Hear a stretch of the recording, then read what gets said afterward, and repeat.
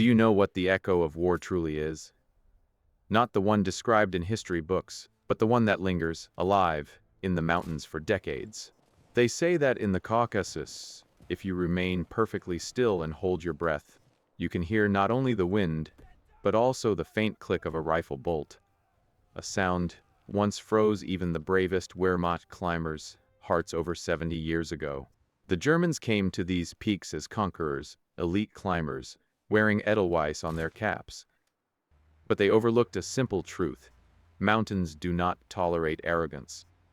Mountains accept only those who are willing to become one with them. Today, I will tell you the story of a man whose name never appeared in headline news. A man who turned his rifle into a musical instrument of death, and a battlefield into a deadly symphony. This is the story of how a single shepherd terrified an entire division. Settle in. We are going back to 1942, to the ice hell, where a single misstep could mean death. Part 1. The Stone Heart. It all began in late July of 1942. The Germans were racing for oil. Operation Edelweiss had been planned with cold, methodical precision. Elite mountain infantry units, Europe's best climbers trained in the Alps, now trudged through the snow of the main Caucasus range. They assumed these wild cliffs already belonged to them. In a remote highland all, hidden among clouds, lived Murat. He was 24, yet his eyes carried the wisdom of an elder. A hereditary hunter, he moved across rocks so silently that not even a pebble shifted beneath his feet. War arrived at his home at dawn. No radio warnings, no sirens, only the dry crack of automatic gunfire and the unfamiliar barking of a foreign tongue. When a German reconnaissance patrol entered the village, they sought a guide. They needed a hidden trail through the pass to strike Soviet forces from behind. They gathered all the villagers on a small square before the mosque. The officer, a tall blond man with icy eyes, demanded someone show them the way. The elders stayed silent. Then the officer, expression unchanged, shot Murat's father. Just like brushing dust off a boot. Murat did not scream. Something inside him shattered and froze instantly. In that moment, he ceased to be a shepherd. He ceased to be a son. He became stone. That night, when the Germans, confident in their impunity, fell asleep leaving only a few sentries, Murat vanished. He went into the mountains, taking only his father's old, well-maintained 3-line rifle, wrapped in strips of soft leather and a small bag of dried meat. He did not enlist in the regular army. He knew that in the trenches he would be of little use. The heights were his element. Fog and gravity were his allies. Murat took position on a peak the locals called Dragon's Tooth. From there, he could see the only road used to supply the advancing German units. His first shot rang out on August 14th, precisely at noon, when the sun was overhead and shadows disappeared. The driver of the lead ammunition truck suddenly collapsed onto the steering wheel. The truck skidded, tumbled over the cliff, dragging its trailer along. The blast triggered a minor avalanche, burying 2 more trucks. The column ground to a halt. The Germans fired wildly at the cliffs. The mountains only echoed their own shots back mockingly. No one could determine the source of death. The distance was extraordinary, over 800 meters at an upward angle. Part 2. Shadow over the pass. Whispers of a mountain ghost spread among the German troops faster than lice in the trenches. It was a fear of a different sort, the fear of the unknown. The soldiers did not fear artillery, they feared the silence. Murat never fired twice from the same spot. He moved like a panther, leaping over crevices that even seasoned climbers dared not approach. By mid-September, his tally reached 43, but Murat never counted. For him, it wasn't sport or a contest, it was the cleansing of his home from invaders. He struck only with certainty. One day on September 19, a German company tried to establish a foothold on a plateau. They dug trenches, set up mortars. Murat of them for 2 days, lying beneath an overhanging cliff and surviving on snow. He noticed that every morning at exactly 7, the German captain came out of his bunker to shave. A fatal habit.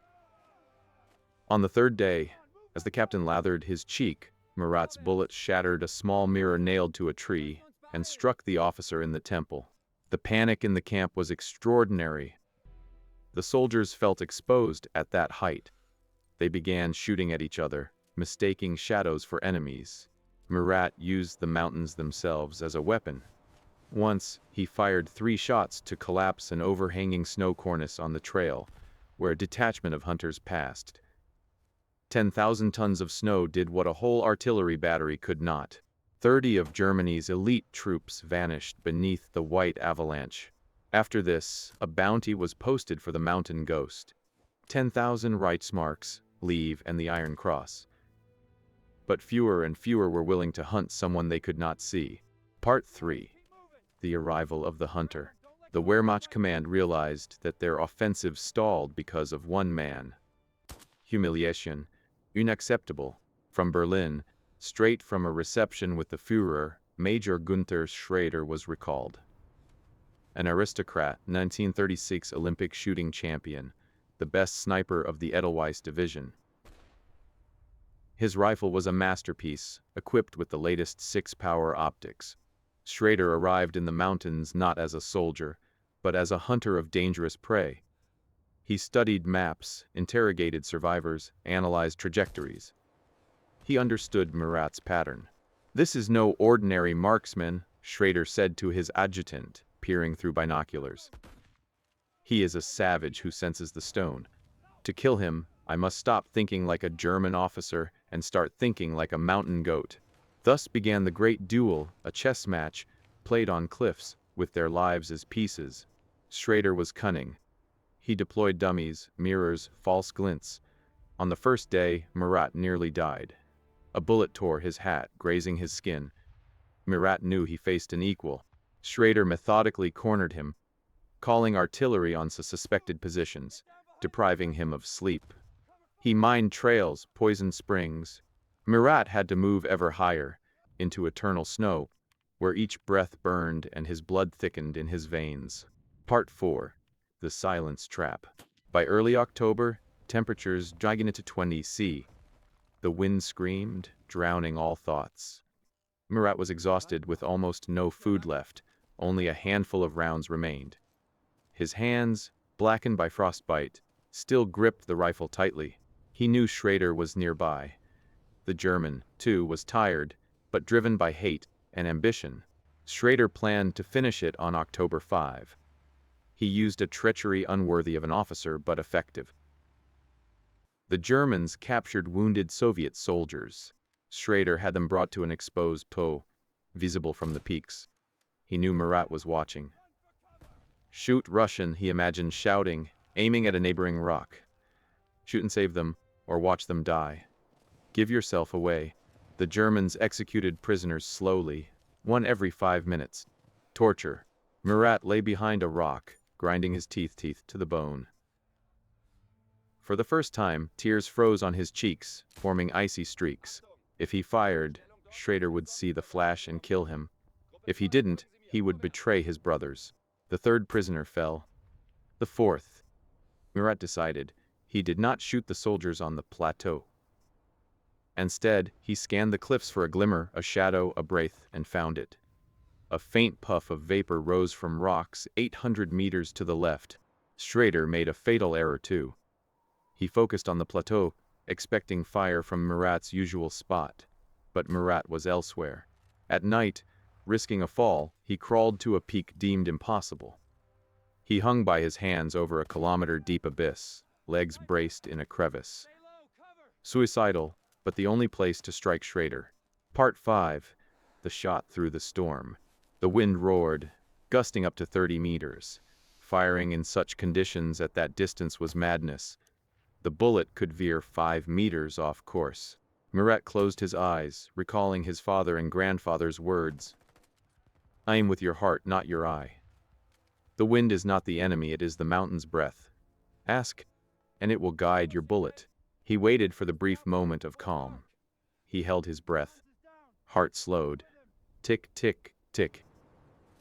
The wind paused, as if the mountains themselves waited for the climax. He pressed the trigger. The shot was swallowed by the vastness. The bullet flew for 1.2 seconds. Schrader saw movement from the corner of his eye and turned.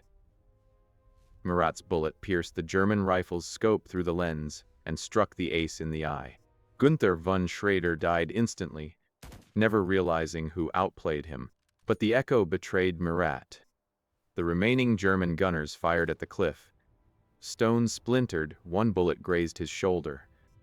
Murat lost consciousness, slipping, did not fall. He caught an old juniper root over the abyss. Part 6. The Legend Lives. The Germans never found his body. They climbed, found shells and blood leading nowhere. Believing the ghost dead, they reported success, but were mistaken. A week later, Soviet scouts found him half dead in a cave near the Duel site.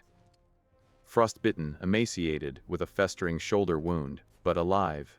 Beside him lay his rifle, the stock carved with 58 notches. Murat was carried to safety. Doctors were astonished. Survival seemed impossible, but they forgot they were facing a mountaineer, not just a man. Murat survived. Returning to the front months later, his right hand impaired, he became a scout and instructor, teaching invisibility. He fought through the war and saw victory in Prague. He returned home in 1945, rebuilt his house, tended sheep. Never spoke of the war, never wore awards, though he had many, including the Order of the Red Banner. When asked how he bested Germany's top shooter, he would smile into his gray mustache, gaze at the peaks, and say softly, "The mountains don't love strangers. I only ask them to help." Murat lived long, passing in 998, surrounded by grandchildren and great-grandchildren. Yet to this day, mountaineers and border guards crossing the pass sometimes see a figure atop Dragon's Tooth, rifle in hand, standing still, guarding the mountain's peace. An eternal sentinel who never sleeps. This story is not merely fiction. It represents hundreds of heroes, simple men from mountain alls, Siberian villages, and Volga towns, who became harder than stone when it mattered. They had no superpowers, no modern gear, no thermal scopes or drones. Only willpower, love of land, and an old rifle. Imagine lying hours on icy rock, immobile, frost biting to the bone, knowing one wrong move costs life. Imagine silence ringing in your ears. If chills ran down your spine, if you felt the pass's cold and pride in ancestors' courage, do one thing. Subscribe. It's not a button, it's a sign you remember. Click the bell to catch the next stories. Archives hold many undiscovered secrets. Like this video, let YouTube show it to millions. Let Murat's feat be known. And comment one word. Thank you. A human thank you to those who stayed in the mountains forever for us. Take care, and never forget your history. See you in the next video.